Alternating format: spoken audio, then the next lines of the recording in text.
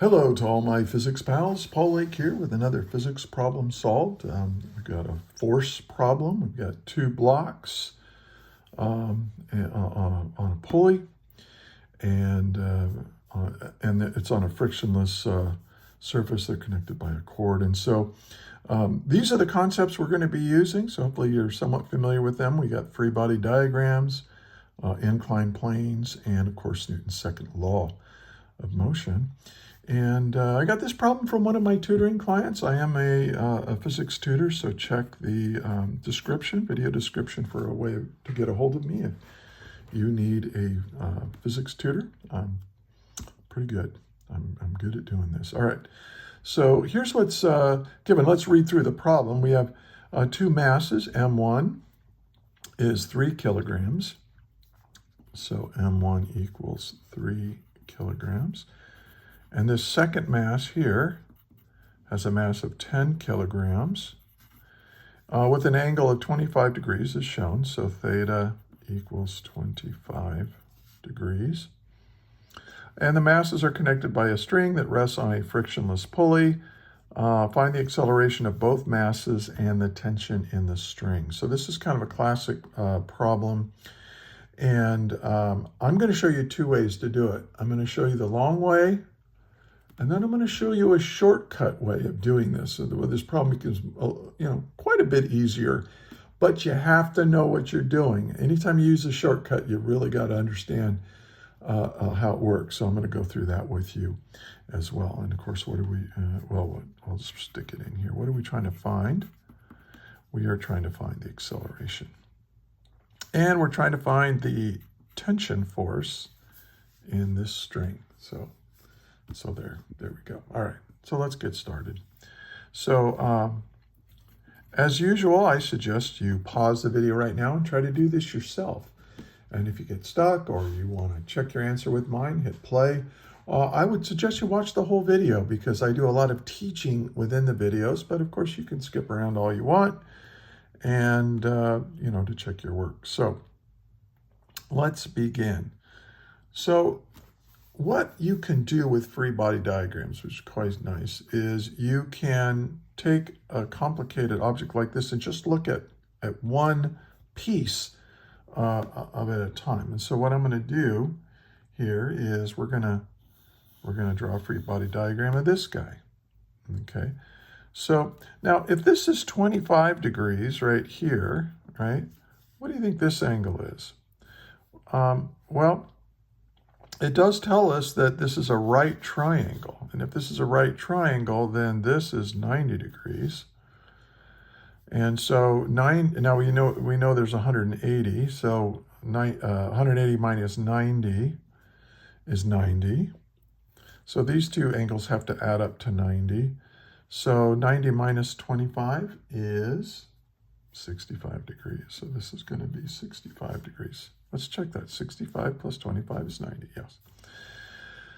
Okay, so let's draw a free body diagram of this guy, M1. And so M1, we're going to look at the outside agents, right, that are applying forces. We've got Earth's mass pulling down on this mass, M1 times G. And then we've got a normal force, right? A force that is perpendicular to the plane that these guys are on. And some people call it capital N, some lowercase n, some F sub n. I'm going to use F sub n here.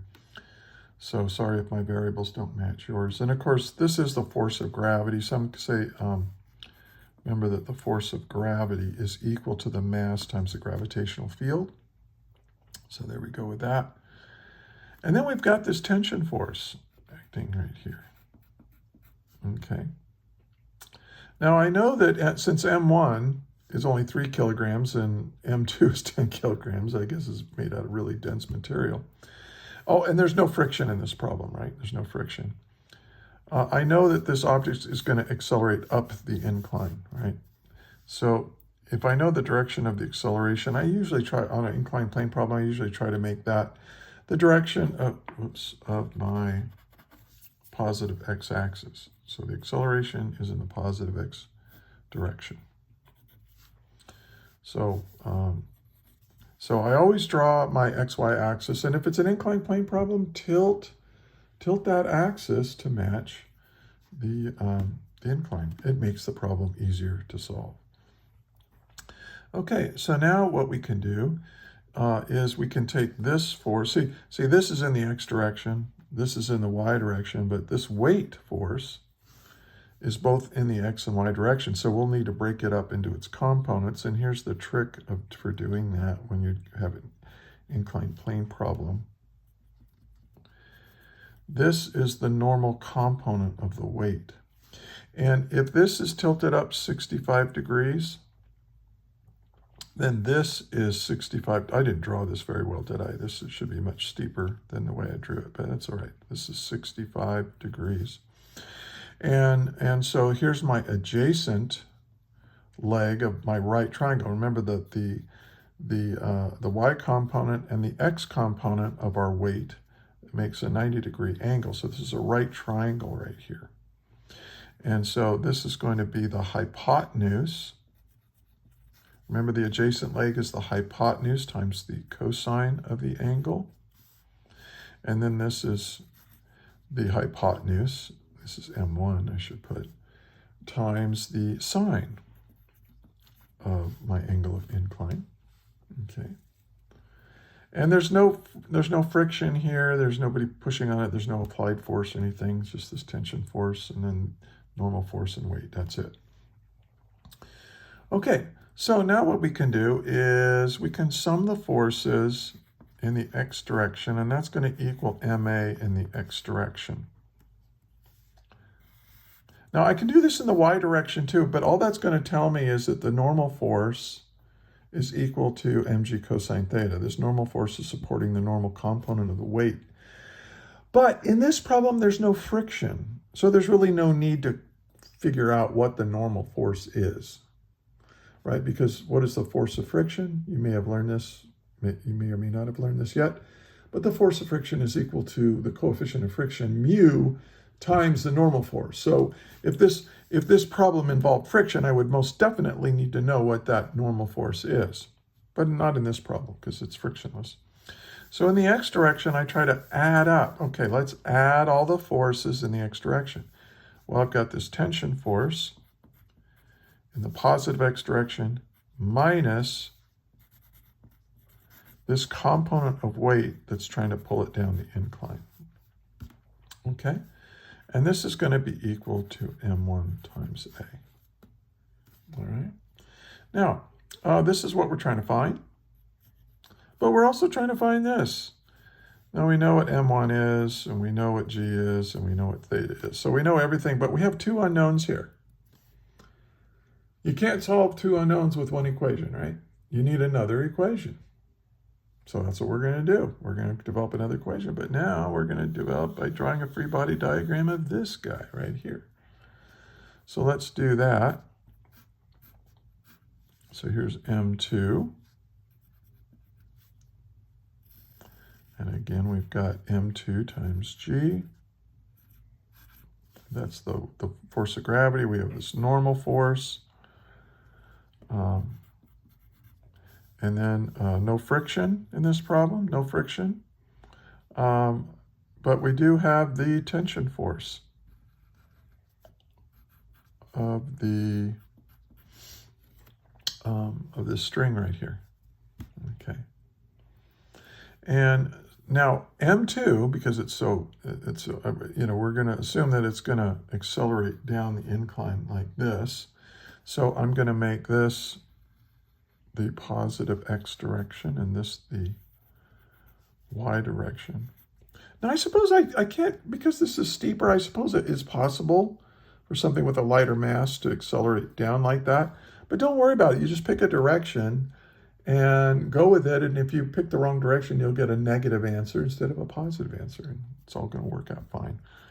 All right. So, so this right here, and the y component of the weight is going to be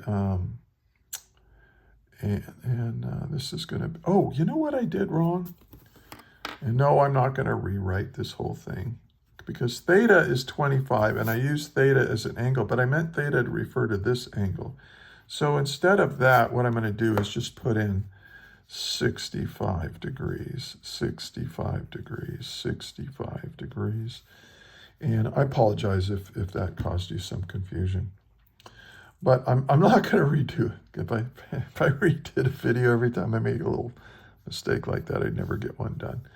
All right, so this is going to be M2 times G, and this is 25 degrees. So we're going to say that's times the cosine of 25 degrees. And then this guy, this component, is going to be M2 times G times the sine of 25 degrees. Okay, and so now we're going to do the same thing. We're going to sum the forces in the x direction. That'll equal m times a in the x direction. And then I do this. Okay, well, so what's in the positive x direction? Oh, we've got m2 g sine 25 degrees. Okay. And then in the negative x direction is the tension force on the string. And that's it. Those are the only two forces in the x direction acting on M2. So I'm going to set that. And now this is the mass of my free body, which is just M2 times A. Now, here's what's cool. These two A's are the same. These two accelerations in this equation and this equation, they are the same. They have the same value. Why? Because these two masses are tied together by a string. So if this accelerates up, this has to accelerate down. Okay, so we're going to assume that the tension in the string, there's no funny business going. The string's not going slack or anything like that. Okay.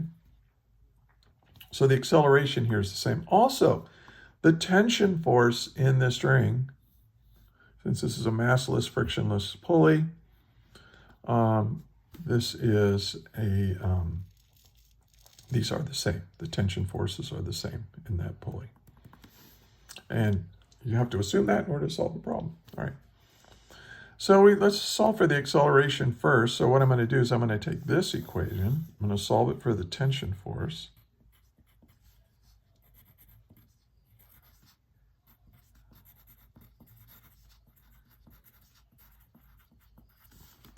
Okay, just added that to the other side. And now I'm going to substitute this in here. And since this is going to be a pretty long equation, so I'll set it up over here. So it's going to be M2 times G times the sine of 25 degrees minus this. Now, if I'm subtracting, don't remember that I'm subtracting this and I'm subtracting this. So these are both minuses. Minus MA, M1 times A, minus M1G sine 65 degrees equals, so I basically, this is there, so I just did a substitution, and that's going to be equal to M2 times A. So I want to solve for A. So I'll add this to the other side. And then I will, so let's just do that. M2 times G times the sine of 25 degrees minus M1 times G times the sine of 65 degrees equals, now this is going to be M2A and then plus M1 times A. So let's pull the A out, and this is going to be M1 plus M2. Okay, I hope you can see that. Pull this over here and then factor out the acceleration. So now I just need to divide by that mass, and now I can plug in my values. So M2, what is M2? M2 is 10 kilograms. And then G is 9.8 newtons of force for every kilogram of mass times the sine of 25. Now, you can use meters per second squared if you like, but this is the way I like to think about what G is. How much force does gravity pull on something per kilogram of mass that it has? That's the way you think about a gravitational field. Okay, so M2 times G times sine 25 minus M1, which is 3 kilograms, right? Yeah. Times G times the sine of 65 degrees divided by M1 plus M2. Well, M1 is 3 kilograms. M2 is 10 kilograms. 3 plus 10, I just didn't put 13 kilograms in here. Okay, and now all you have to do is compute all this. Just be very careful, order of operations and all that. Use lots of parentheses and so on. And when you plug all that in, you should get 1.14 meters per second squared. And that's my answer for the acceleration. Okay. Hey, if you're finding this video to be helpful, please give it a like. Share it with your friends, subscribe to the channel, share it with your teacher. A lot of teachers use my materials, and check the description for a link on how to find lectures and more problems just like this one. So enough said about that. All right. Now that we know what the acceleration is, all we have to do is plug that acceleration into here, and we should be able to figure out what that tension force is. So the tension force is equal to M1, which is 3 kilograms, times 9.8 newtons per kilogram. Okay, and then, so that's, oh wait, I'm sorry, M1 times, oh, no, times the acceleration. Sorry. I was just testing you, right? Seeing if you're paying attention. So, and then this is going to be plus M1. There we go. This is 9.8 newtons per kilogram times the sine of 65 degrees. And when you do that, you get a tension force that's equal to, at least I got 30.1 or 30. You can round it up to 30. This is two significant figures, so I could probably round that off to just 30 newtons, but here we go. 30.1 is fine. All right, so this is the long way. This is the long way to do it. And so basically you take a look at these guys, you draw separate free body diagrams. These give you force equations where you have two equations and the same two unknowns. So you just solve for one of the unknowns and turn of the other, and then do a substitution, and then just a bunch of algebra to solve. And then you just take this value, plug it back in. And if you want, you could take this acceleration and plug it in here and see if it works over here. And see if you get the same tension force. I already checked that, so and it did work, so that's fine. Now, would you like to see a shortcut? A shortcut way of doing this, I call it straightening out the free body diagram. Okay, because what if in my imagination, I took this and I straightened this out and I straightened this one out. So here's what I've got. I've got M1, and then I've got M2. I'll make M2 bigger because it is more mass, right? And these two tied together are going to be my free body. And I'm going to call this the X direction and this the Y direction.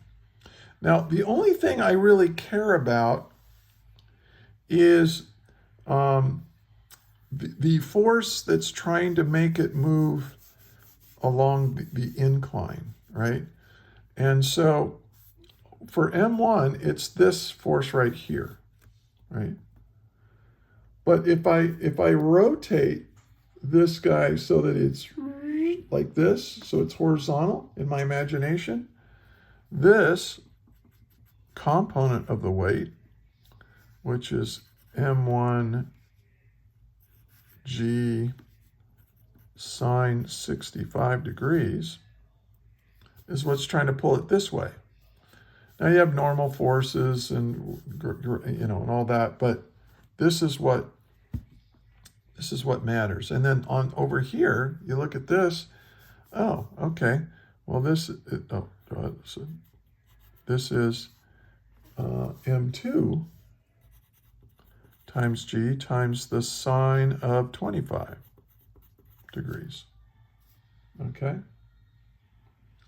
Now, these are the only forces acting. Well, when you say, well, hey, wait, whoa, what about that tension force? Okay, this is really cool. So pay attention to this, because I've made this my free body, right?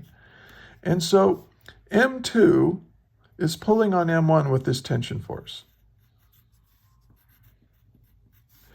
But M1 is pulling on M2 with this tension force. And Newton's third law tells it that these two forces are equal but opposite in direction, equal in magnitude, so they cancel out. And forces like this within a free body, like this whole thing is my free body, these two things. Forces that are within the free body diagram, they're called internal forces. And you can ignore them because they cancel out. Okay, let's go ahead and pretend like, okay, I'm going to include them. Let's sum the forces in the x direction. That's going to be equal to m, a in the x direction. Okay. So what are the forces in the x direction? Well, I can say m2 g sine 25 degrees. Now let's go ahead and include this plus the tension force, right? Because that's pulling to the right and this is pulling to the right. But now we have this pulling to the left. So we'll subtract it. And then this is trying to pull it to the left. And I think you can see now that this tension force and this tension force, it just goes away. The tension force minus the tension force is 0, so they zero each other out. And so we're just left with this. Now, again, focus your brain, okay, because this is really, really important if you want to be able to use this shortcut. When you use Newton's second law like this and apply it to a free body diagram, this mass right here is the mass of the free body. The mass of this whole thing. Well, what is the mass of this whole thing? Well, it's m1 plus m2. Okay. So that's amount times the acceleration. Well, now we can solve for the acceleration.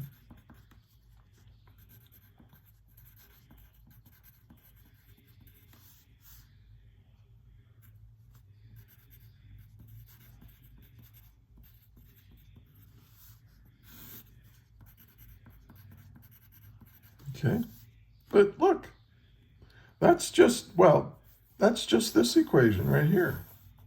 It's the same thing. So instead of having to draw all of this and go through all of these substitution, solving for A, plugging, you can just get it in a couple of lines, But you have to know what you're doing. You have to know what you're doing, and you really have to be able to figure out what these forces are right here. And if you get a problem with friction, you'll have to incorporate the friction into that as well, into this free body. But this is very common. When you have a fixed pulley like this, this is a nice little shortcut technique. And then once you have the acceleration, you, of course, will have to draw a free body diagram of one of these guys and solve for the tension force. But that's actually pretty straightforward, pretty easy to do. So I'll leave that to you to do. All right. So there you go. Look, we used free body diagrams. We talked about inclined planes and how you take that weight force and break it up into its component that's normal, component that's parallel to the incline. And you applied Newton's second law to create force equations. And after that was just math, just algebra 1 to get to the right answer. I hope you found this to be helpful. Again, if you did, please like, share, subscribe. And thank you very much for watching all the way to the end. And until my next video, hey, may the net force be with you always. That is all.